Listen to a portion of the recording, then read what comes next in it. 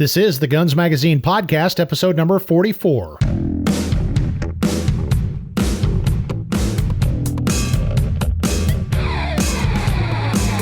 Hi there, and welcome to another quick hit episode of the Guns Magazine Podcast.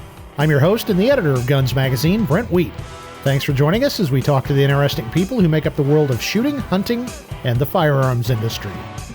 Today's episode is another gathering of our resident gun cranks, myself, Roy Huntington, and American Handgunner editor Tom McHale, as we have a little group therapy session to talk about the shooting-related scars on our bodies and the corresponding scars on our guns. But first, before we get started, I would like to remind you that this episode of the Guns Magazine Podcast is sponsored by our friends at Kimber. Kimber was founded with the singular purpose of making every firearm the best it can possibly be, with a fit and finish that only practiced hands can achieve and appreciate. Whether you carry a Kimber for personal protection, hunting, or competition, know that their promise of quality without compromise is how they measure success. To learn more about Kimber firearms, visit kimberamerica.com. Today's episode was inspired by a reader who asked us to talk about the permanent marks that decades of shooting experience have left on epidermis and steel. Ranging from the time Roy got cut by a samurai sword to the dangers of storing your Dremel tool next to your fine gun, this episode is both a bit confessional and therapeutic. And I think you'll find it fun, too. Now here's our Guns Magazine Podcast quick hit episode on cool scars.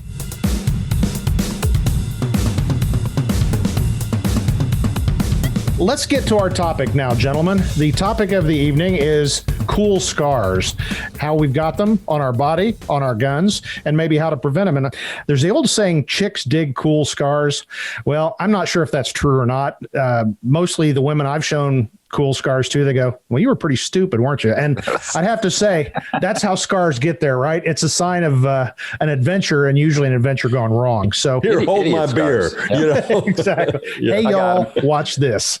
So who's going to be the first to admit a terrible scar that probably shouldn't be on them or on their gun? I can tell the time I stabbed myself in the hand, but that's pretty dull. So let's do one up already. Okay. If we're really talking about scars and how stupid can you be? When I was 12 or 13 years old, I was pretty stupid. My dad had a samurai sword that he brought back from overseas. And he used to let me, I was kind of a knife nut, gun nut kid. And so I picked it up one day and I inverted it. So it was, with the handle down, and they have a little snap that holds it, closed. And as I was I remember it vividly. As I was walking down the hallway, I was holding in my right hand. Well, it released and it started to slide down. So, what do? Right? Yeah, you grab it, right? Except it literally is one of those razor sharp ones, and I still have it, as a matter of fact. So much ado later, and trips to the Navy dispensary and all that kind of stuff. And 14 stitches later, I actually got cut by a samurai sword, and not very many people can say that. I cannot match that. Although if we're talking idiot scars, here's a great reason why if you're one of these 5 million people who just bought a gun for the first time this year, go with a friend the first time. And I can vouch for the importance of that, because my first solo outing, I took a Colt Woodsman. It was a pristine Series 1 made in 1936. And I knew all the answers. You just point it downrange and shoot, right? So I did the little cross thumb grippy, because it looks cool and it felt about right. Yep. And I'm shooting an empty magazine. I start loading up another, and I noticed the entire shooting bench is just covered in blood. And that slide, just in case you wondered, if you ever get stuck without your classic straight razor, just use the slide on a Colt Woodsman. It will do a fabulous job of trimming the beard, because that thing sliced the web of my hand about yay big, and it bled for a solid 2 hours before it could get it. Probably needed stitches, but I was too darn embarrassed. That's old world craftsmanship, those sharp edges on the slide. Yeah. Well, that raises a good point that's very gun related, is there's nothing that will strip bluing off a gun faster than blood. If you get blood on your guns through adventure or misadventure, get the gun clean, because it will leave a mark very, very quickly. Yeah. I'm just saying, I've heard that. I've not. Let's go there for a second, though, and tell them why. Because we used to pick up suicide guns, and then they would get impounded. And then I remember, because I used to go to the crime lab all the time and look at all the old guns, and invariably you'd pick a gun up and then you knew exactly what happened. Here we go. Yep. You know, really?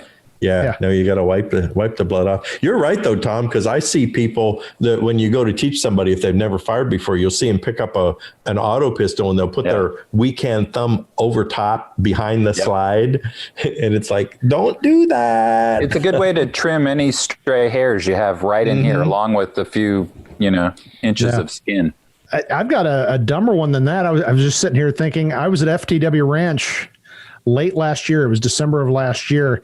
And we were doing a timed evolution where we had to move our rifles in different manners. So on one station, you had to go from a collapsible bipod.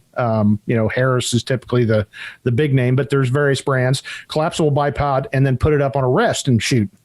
Well, if you get in a big hurry, it'll chew the meat right off the web of your offhand as you send it up there. And as soon as I closed it and my hand was stuck to the gun, and then I kind of felt that feeling you get when you've hurt yourself pretty good.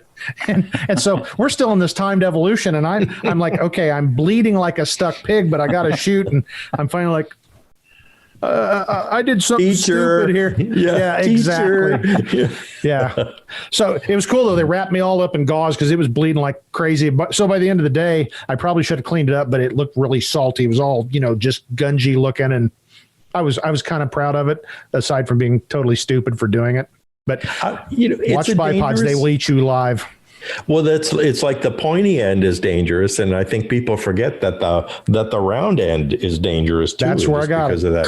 Well, this is the Long Branch Saloon behind me. I'm broadcasting live from the Long Branch Saloon. Nice. Those people haven't moved a muscle. No. Well, I told them to be very quiet because we're live here.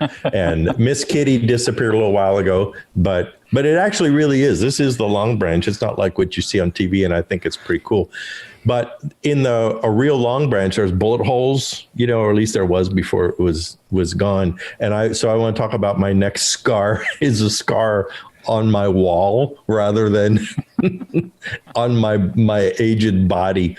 And that I was about 19 years old and newly married, and I had a Ruger Super Blackhawk 44 Magnum. And so I reloaded for it, and I had one of those low slung cowboy, holsters with all the cartridges in the back and everything. I was going coyote hunting the next day. And so I had been dry firing a lot on the wall, and I had a target up on the wall. And so then before I put everything away, I loaded the gun up and loaded the holster up and put the gun back in the holster because I wanted to see how much heavier it was with all the ammo. And so then what did we do? What did I do then? Let me guess. One more dry fire, right? Yep. 19 years old. I knew everything. And so it was really interesting because as the hammer fell, and I'm telling this because I want everyone to remember these kind of things. And I'm sure you have stories too. But I remember I watched the hammer fall, and the entire time the hammer was falling, I was thinking, oh, no, please stop. Don't. Oh, wait, can I grab it? I think I can grab it. If it was so slow. It was amazing how and then it was like, and then there it was. And there was the bullet hole exactly in the right spot on the target. And then, but the bad thing about this, if that isn't bad enough, is that no, ladies and gentlemen, I was not aiming it in a safe direction. And I would be the first to admit that. And so it went through my double wall of my house, and I went in the other room, and it was my wife's sewing room. And she was not my current, my first wife. And so that's why, right? Yeah. I was going to say.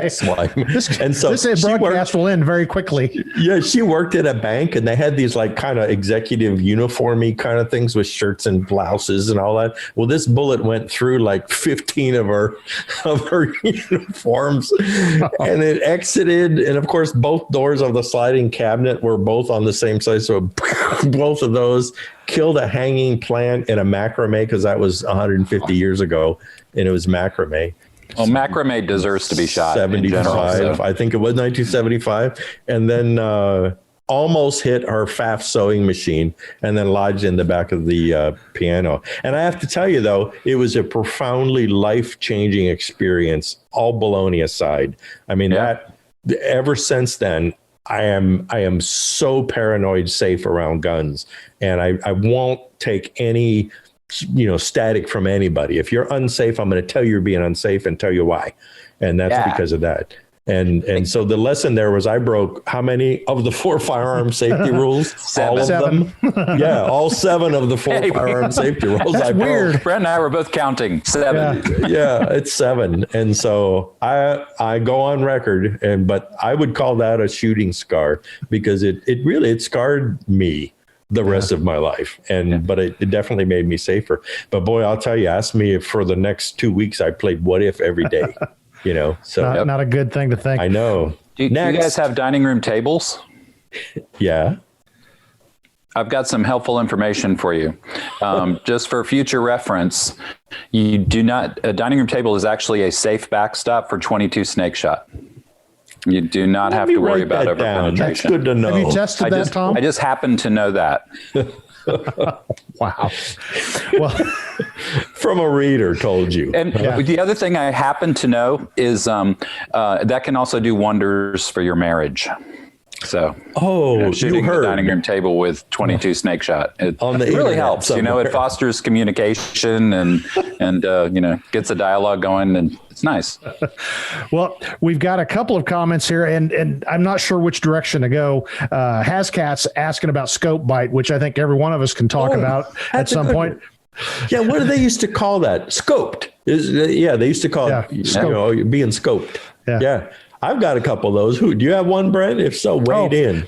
I was on the cadre of the state instructor sniper school for a lot of years. And on the basic class, the first 2 or 3 days, you could tell the class members walking around this military base where we were training, everybody had a scar. Every single student had a scar. And it's like, maybe we need to work on that eye relief thing, So it was rather common. And a guy who was my chief of police also got it. So no comment there, but it's a badge of office, by golly. It is. So ask me if a .458 Winchester Magnum with a scope that's just a little too close can scope you. It's like, I still have the scar. It's all right.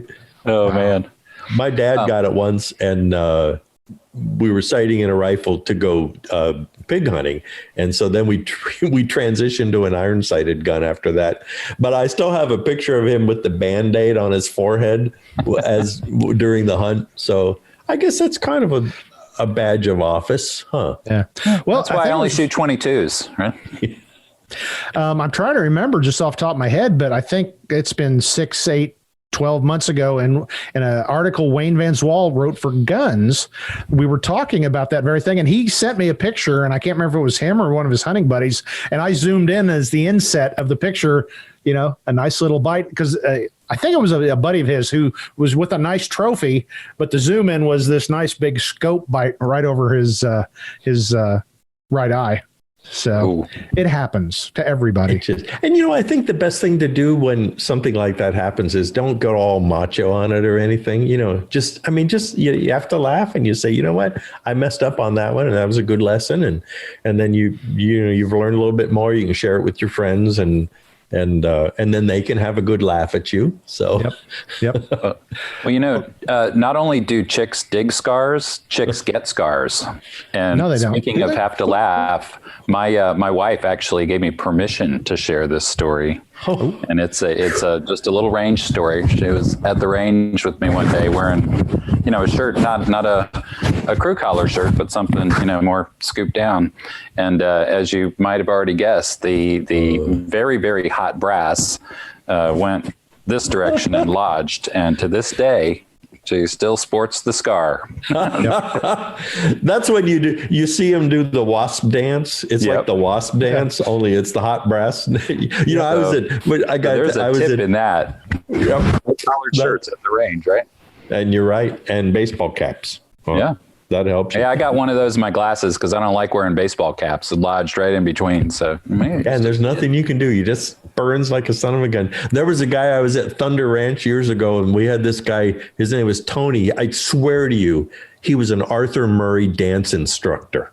And he was at Thunder Ranch taking it, to how to be a deadly, shooter guy. But there were a lot of bees, meat bees, we used to call them. They would all fly around you and stuff out on the firing line. Well, we would be set up on the firing line. If one of these swung by him, he would jump up and he would do the bee dance in all directions, waving his loaded gun around until, of course, Clint got to him. But after that, we called him Tony the Bug Man. So you could easily be the brass man. So be careful. Well, looking at the comments here, Roy, this one I got, it just makes me laugh, and you will too. Griff says that years ago, somebody on his department shot a hole in the locker room, and somebody else drew a bullseye around the hole. But here's the funny part, and this is such cop humor: they didn't give him an X ring; they put the bullseye just above it.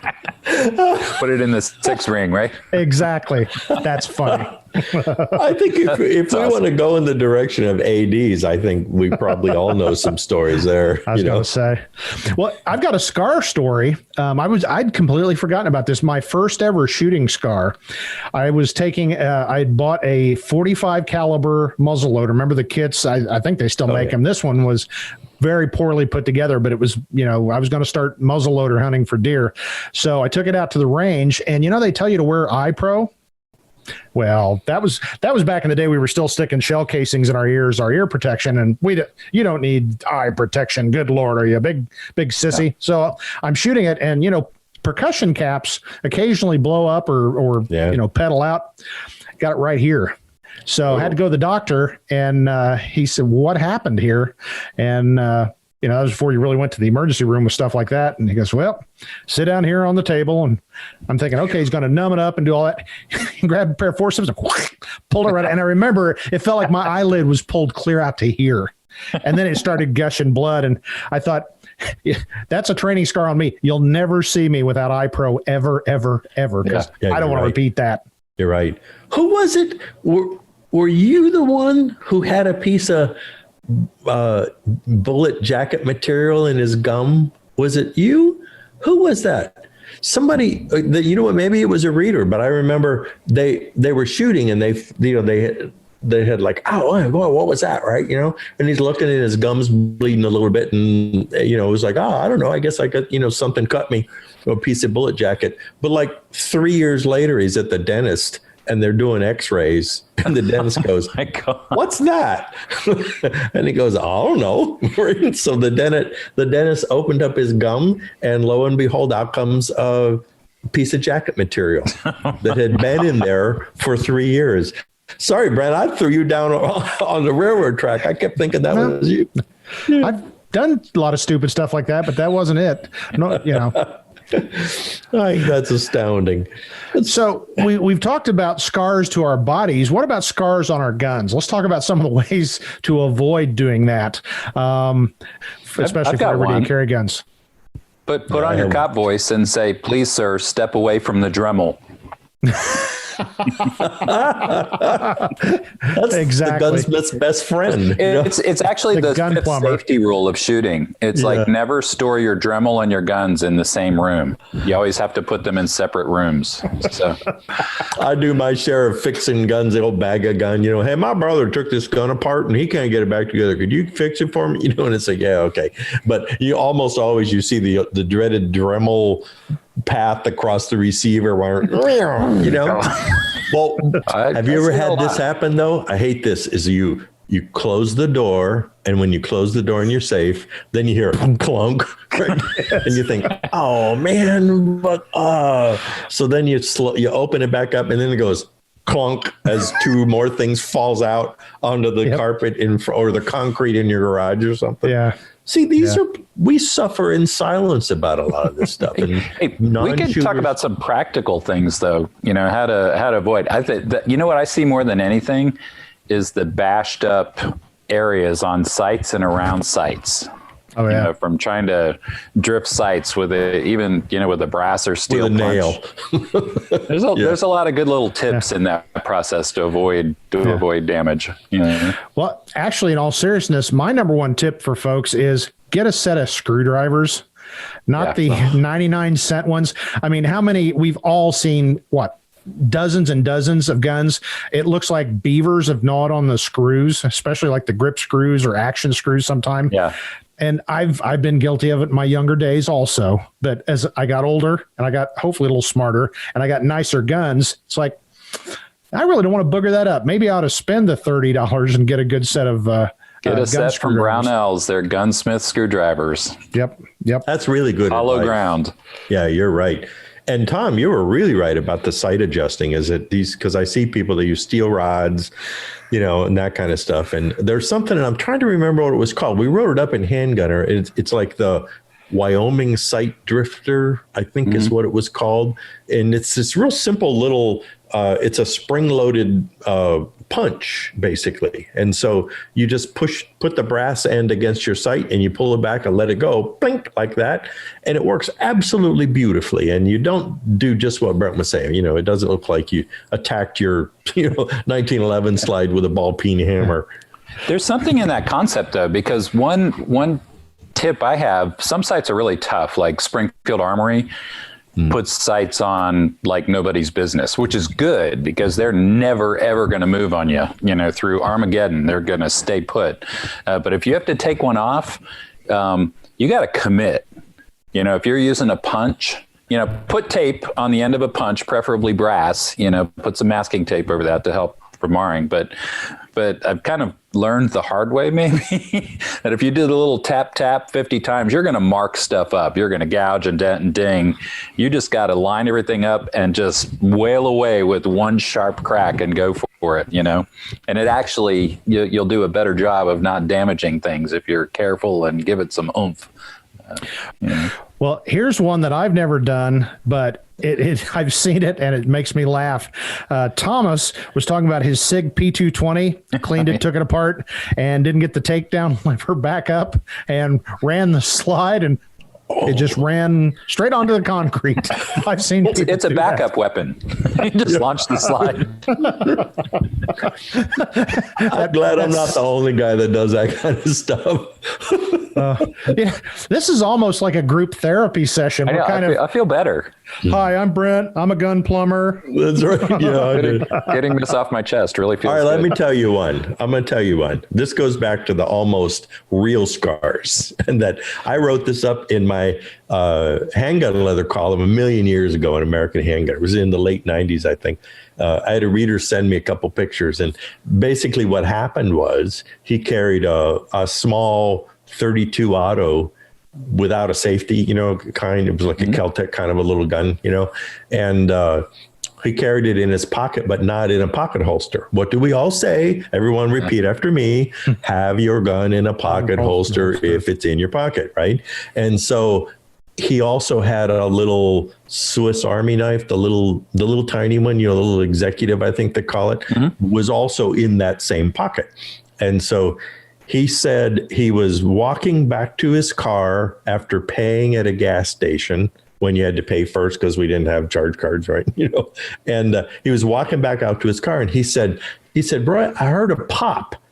And he said, I thought somebody threw a firecracker or something. He said, so I kind of stopped and I looked all around. He said, and then I felt a breeze on my thigh. He says, and I looked down and I could see the muzzle of his little gun sticking out of a hole in the front of his pants pocket. And he said, then it dawned on me what happened. He said, I just went out and got my car started up and drove away. And so he told me that he reached in his pocket and he pulled it out very carefully. And the Army knife had worked its way into the trigger guard. And so as he was walking, it actually pulled the trigger of the gun. And where to me, what struck me was the fact that he had taken it. It went off when his leg was back, right? So the bullet just went out and hit the ground. Had it gone off when his leg was forward, maybe it would have gone even 32 or not. I mean, if it hit you in the femoral artery or something. But man, I wrote that up in the magazine, and it just was like, whoo, man, talk about a lesson. And So there you go. So if don't it can forget happen, that. it will eventually, right? Well, that reminds me of something. I had something happen that to this day scares the hell out of me, but nothing happened. And it's the old thing of if you go to drop your gun, let it go to the ground. Oh, yeah. I was out at the range with a government model, and I was with my brother, and we were shooting. And I don't know what happened, but I remember I went to drop the gun, and it was something where I was coming up, and somehow I fumble fingered it, and it came out of my hands. And I went and I grabbed it, and when I stopped it, my fingers, they were all around the trigger guard. Just by the grace of God, they didn't go in. And of course, the thumb safety was off. And this particular gun actually didn't have a grip safety. So I was just this close to shooting at least my feet, and another 40 degrees of revolution had been center mass.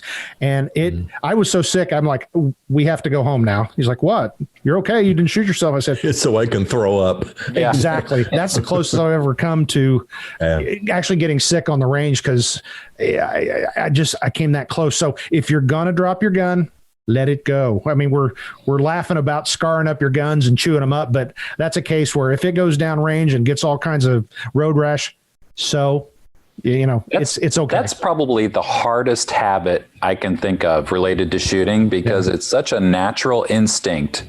Yep. I mean, other than practicing with an empty gun, just dropping it on the ground over and over. How do you program yourself? I mean, it's easy for us to say like, oh yeah, always let it drop. But it's like when you drop something, you just naturally go for it, Because most guns, they won't go off if you drop them. I mean, it takes a pretty darn concerted effort. Even a cocked single action 1911. It takes a pretty concerted effort even to jar that gun if it's a safe gun. Boy, Brent, that's really good advice. You made a good point, Tom, because I had been through the training where I'd heard this, and okay, I will never grab a gun when I drop it. And the first thing you do is, I can't let the gun go to the ground. And it wasn't even a very nice, expensive gun. It was just a one I've got around I've had for years. And so now I do think about that quite a bit, because it made such an impression on me that when I'm shooting, I just keep periodically reminding myself, if the gun falls, it falls, let it go. It's probably programmed in for you now. Fortunately, I learned the lesson without having to learn it the hard way. Boy, and it's hard not to kind of, we're making jokes and laughing. A lot of this stuff is funny, but a lot of it's not. I mean, I'm going to throw my wife, Susie, down again. She told me to share this, and that is that she was in an incident a whole long time ago on duty where she had to fire a gun. And then there was a corresponding police pursuit and all that kind of nonsense going on. And I remember this day. But when it was all done and she was back at the scene and they were starting to do the investigation stuff, she said, I looked down and my SIG was cocked in my holster. And she said, I went to check to make sure the snap was on. Of course, it wasn't snapped. And she said, I was trained. I trained to decock. But in the furor of the time, and then I talked to Mas Ayub about that, and then he said that that's actually fairly common, especially in the days of the double action to single action autos. He said almost no matter how much you train, a lot of times it goes back on the holster because you're ready to do the fight or whatever. And so that's kind of a scar, I suppose. But, it's a bit like they always joke at motorcycle riders, kind of joking, but kind of not, where they say there's two kinds of motorcycle riders, those that have had an accident and those that are going to have an accident, And I don't want to say that about shooters, because you don't have to, have an accident. But, man, I'll tell you. It's just, if you're, we were talking about a little bit before, if you're around people who've been shooting 30, 40, 50, 60 years, everybody has a story. Yeah. Or two or three. Well, that's why keeping stuff front of your brain, like Brent was just describing, is such a good idea. I mean, one thing I do is I just have a little mental loop when I holster a gun every time. Hammer holster is what goes through my head. Hammer holster. And what that means for me is my thumb goes where the hammer is. And I know, if I like to shoot a lot of double action, single action. So you feel it, and you're kind of holding that in place. If you're shooting a striker fired, who cares? It doesn't matter, but your thumb is kind of resting on the back there. It helps me out, but. Okay. Has anyone here ever gotten the Garand thumb from loading an M1 Garand. I got mine when I was about 9 years old. We were in Australia, and my dad was assigned to the American Embassy, and they had a vault there where all the secret stuff was, and they had Thompson submachine guns and M2 fully auto carbines and Garands and so he used to bring them home on the weekend and with a bunch of ammo, and we would go out in the bush in Australia and shoot these guns. And so, a Garand's a big heavy gun, and I'm a little guy, but of course I'm a gun nut, insane, and so he was showing me how for those who don't know, you basically the bolt's locked back, and then as you push the stripper clip in, you kind of hold it with the heel of your hand, and then you sort of let your thumb out, and then the bolt goes forward and it chambers around. Well, if you don't get your thumb out of the way, it'll bite you. And so I still have a little scar right on the end of my thumb. I can still see it. So I got one seriously strong spring too. Yeah. Yeah. I was just going to say, on Garands, M14s, and even the M1 carbine to a lesser extent, that big spring in there, if you're assembling it, you really ought to have some glasses on, because you take one of those in the peepers, and I've not done it, but I've had those springs go, I had a spring embed itself in the drop ceiling one time, it's like, doing. How about that? It didn't come back down. No. I was testing a gun one time, and I thought, how much power does a primer really have? And so I had a 38 special revolver, and I put a pencil down the barrel. I might have been at the police station, but I don't have clear recollection. We were all talking about it, and I put a primered 38 special, and I fired it like this. And just what you're saying, it stuck right in that acoustic ceiling. It's like, oh crap, now what? It's like 10 feet tall. The sergeant's coming in. What do we do?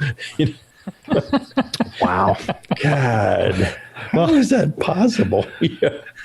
That's really a good point, because that'll keep you from getting your eye poked out and stuff. What I do if I'm taking a gun apart, like a handgun, that I'm either entering into the gray area of I have never done this before, or maybe I know for a fact that it could be kind of dangerous. Because you're right, some of these springs are really the old-fashioned squeezy springs, in old-time revolvers and stuff. They're under a lot of pressure. What I like to do is put it inside of like a gallon Ziploc baggie. So in other words, put the whole handgun inside of that as you do your final disassembly. And if it's necessary, what I do is I'll get a cardboard box and just close the lid and cut a hole in the top. I have an old piece of plexiglass I keep in the garage, and I lay that on the top. Couple of hand holes in the front, and you do your assembly and disassembly inside of the box. And then that prevents you from either poking your eye out or doing I think we said this before, the gunsmith's prayer, which is where you're down on your hands and knees in the garage. Yep. And every dead bug that you see looks exactly like the spring that you lost. Yep. See, with all your gear, Roy, I figured you'd have one of those hazardous material, things where you stick your arms in the robotic contraption and you work with stuff inside a hermetically sealed tank or something. Lee Precision, I think, needs to make those, because that'd be perfect for them. Brownells, are you listening? Frank and Pete, you guys need to make one of those, darn it. Wouldn't that be kind of cool? That'd be kind of cool, I think. Well, I'm always working here at my desk, and it's a kitchen table because I need all the space and all these computers and all that stuff. But I've got a carpet my wife put under here because the decor all has to match, and it's a brown carpet with pattern. So, as you know, pieces are always flying. The only trick I've learned is if you got your flashlight, because of course, I've got multiple flashlights sitting around here, lay it down low. Yes. Let that shadow cast long, because if you're looking from down, you'll never, ever, ever, ever see it. Yep. Put that flashlight right down on the deck and cast the long shadow, and you'll see every disgusting piece of popcorn you've dropped. And Ephus in the garage. When you do that in the garage, you see all the dead bugs and all the dog food that spilled out. You always forget about that. Boy, you're exactly right about that, man. It's funny, when I was growing up reading shooting magazines and all this this stuff, I pictured gun writers as had, like a pristine white room with all their tools carefully organized, kind of like what Tom does. Yeah. Look here. But this is how it's what done. A suck up. Huh? Yeah. Look at that. Yours is pretty organized, Roy. But I mean, where I work on guns, it looks like a diesel mechanic shop, and not a clean diesel mechanic shop. So what can you say? We're people too.